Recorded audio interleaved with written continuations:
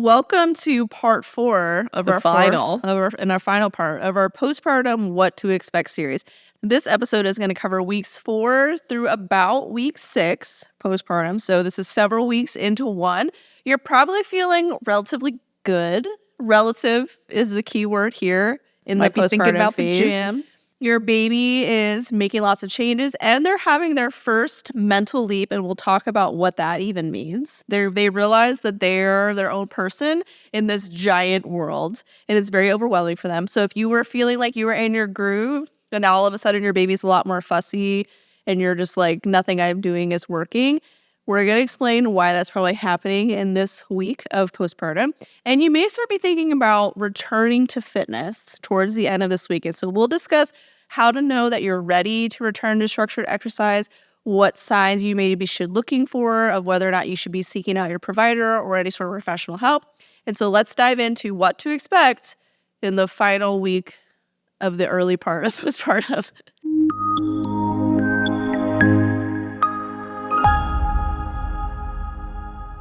So week 4 to 6-ish postpartum, vaginal bleeding should hopefully stop at this point. If it does not, reach out to your provider.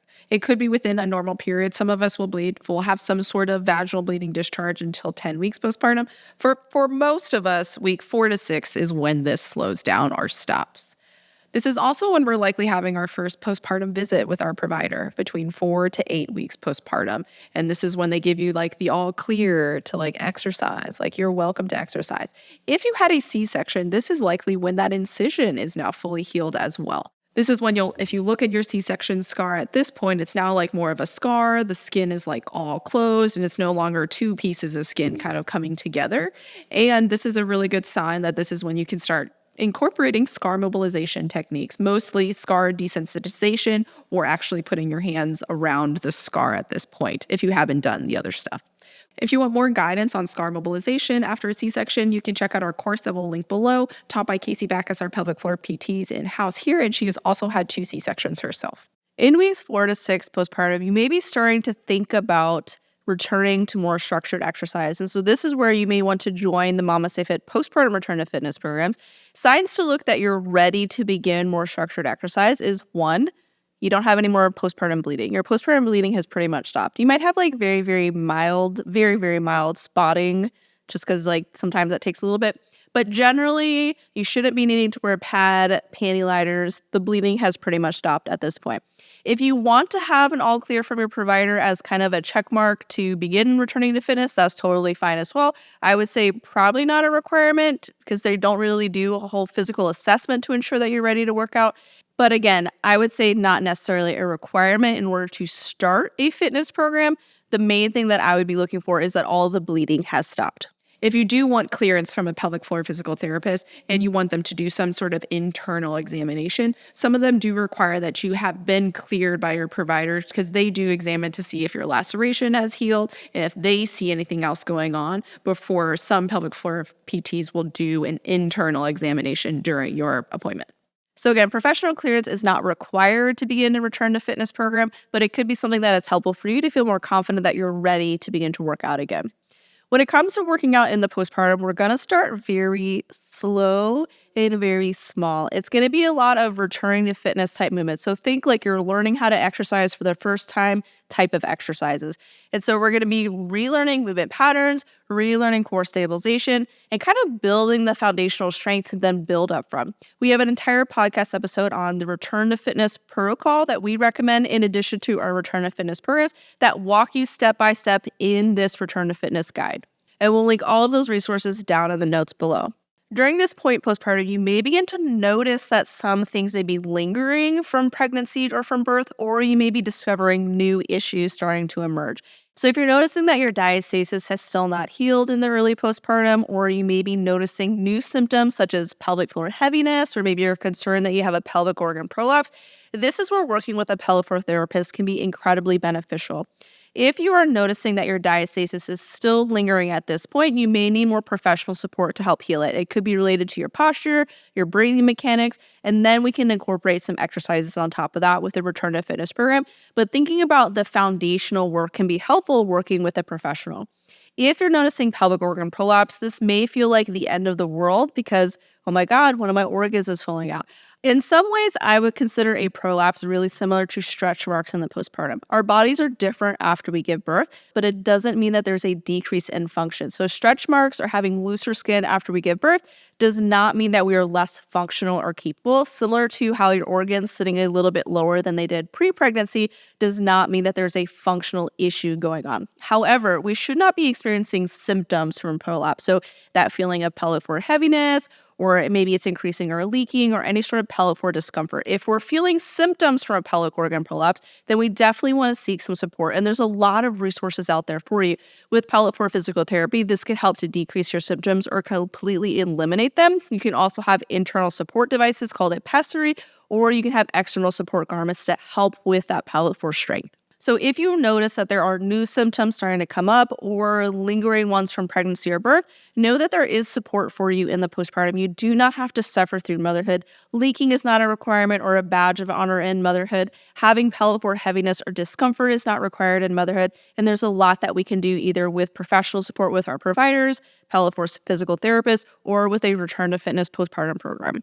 Another big thing that's happening during this week or time frame postpartum is your baby is going through their first mental leap. And Roxanne will talk a little bit more about some other developmental things happening in the postpartum. But mental leaps are something that was introduced to me during my first postpartum that I thought were really cool. And so there are set time frames that your baby goes through this big jump in understanding of the world.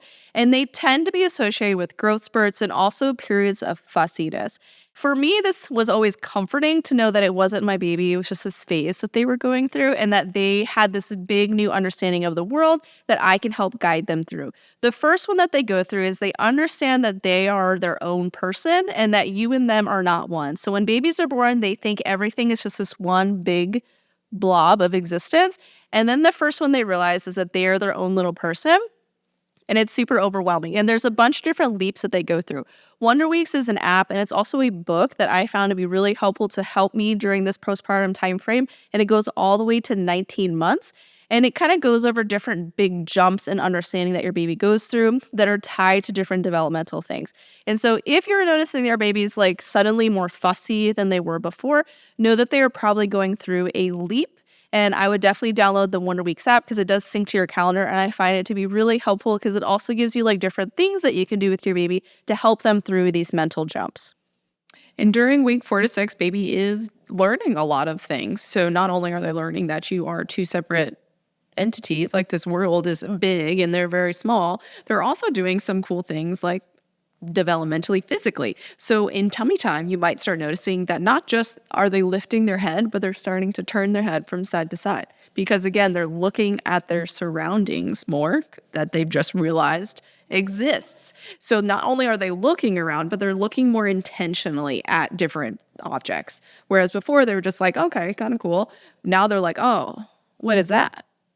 Oh, what is that? Because they can see now a foot, like 12-ish inches. So a little bit further, 2 whole inches more than before. I think some apps even say like up to 17 inches babies can see at 4 weeks, like 4 to 6 weeks. So pretty cool.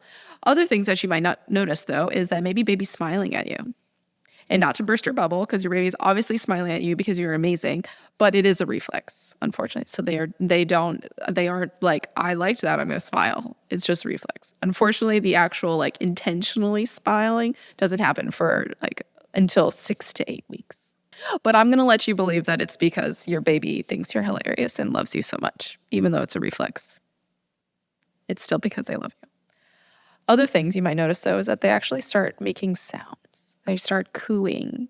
And this is when you can like respond back with the similar sounds that they're making. And this is teaching them like conversational skills. Like they make a coo and then you coo back at them. And you just like coo back and forth. And it's really sweet because they're learning this is the beginning of language foundation is these sounds.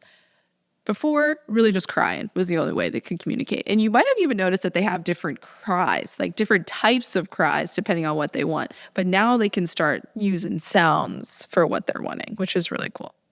With their eyes, though, so not only can they see further, they can also have cross-eyed. And this is very common in this period where people are like, oh my God, something like what's wrong with them? They're just like I can't even do it.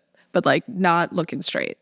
Like one eye might be looking one direction, one eye might be looking another direction. Very common during this time period. It will usually correct itself unless there's something underlying going on. But for most babies who are cross-eyed at 4 to 6 weeks, it corrects themselves over time. You can bring it up to your pediatrician and they will reassure you that it is completely normal. But it is a very common thing that people notice in their babies at this time period is that they are cross-eyed. But continue singing to your babies, looking at your babies, even though like maybe both eyes aren't looking at you. Keep singing, keep looking at them, and this is helping them grow developmentally. Last thing that you might notice, because our babies are able to move a little bit more, their muscles have matured. So not only are you getting back to the gym, like their muscles are getting back to the gym too. So you might notice their fists. They can move them now and put them in their mouth. And this is usually the sign that people around you are like, your baby's still hungry. They're trying to eat their hand, so starving. And this could be a sign that they are hungry. Like this is an early indicator that they're hungry.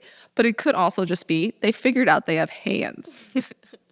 They just learned there's more to this. And they're like, oh my God, what are these things? These are amazing. And so know that like if you had just fed your baby and now they're just like sitting there like this with their hands at their mouth, they're just really excited because they just learned they have hands and they're going to put them in their mouth.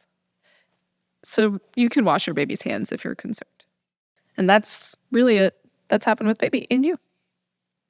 So thanks for watching our 4-week series on what to expect in the postpartum. And now this might not be the exact timeline that you go through. This is very general on what you can expect in this time frame. But we're here to support you throughout your entire motherhood journey. And so thank you so much for choosing Mama Stay Fit to support you during your pregnancy, your birth, and now in the postpartum. And again, if you want to check out any of our fitness programs to help support you as you return to fitness in the postpartum, use code YouTube10 to get 10% off any of our online offerings.